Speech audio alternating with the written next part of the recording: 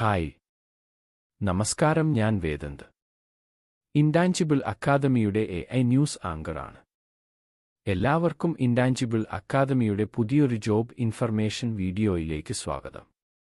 KAS കേരളത്തിന്റെ IAS. കേരളത്തിലെ ഏറ്റവും അഭിമാനകരമായ സംസ്ഥാന സർക്കാർ ജോലികളിൽ ഒന്നാണ് Kerala administrative service KAS. Kerala സർക്കാരിന്റെ അഡ്മിനിസ്ട്രേറ്റീവ് കേഡറാണ് കേരള അഡ്മിനിസ്ട്രേറ്റീവ് സർവീസ് KAS. 2018 ആരംഭിച്ചു. ഈ സേവനത്തിനായി ഉദ്യോഗാർത്ഥികളെ നിയമിക്കുന്നതിനായി കേരള പബ്ലിക് സർവീസ് കമ്മീഷൻ പരീക്ഷകൾ നടത്തുന്നു. 3 സ്ട്രീമുകളിലായാണ് KAS വിജ്ഞാപനം പ്രസിദ്ധീകരിച്ചിട്ടുള്ളത്. സ്ട്രീം 1 നേരിട്ടുള്ള നിയമനമാണ്.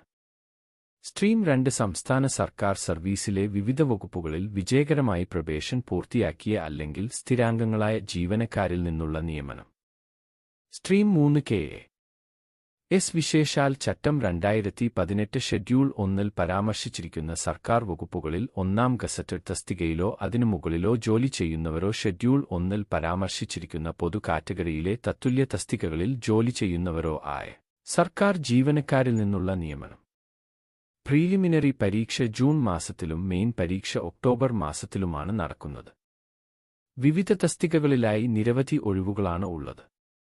താൽപ്പര്യമുള്ള ഉദ്യോഗാർത്ഥികൾക്ക് ഏപ്രിൽ 9 മുൻപായി PSCയുടെ വെബ്സൈറ്റ് വഴി അപേക്ഷിക്കാവുന്നതാണ്.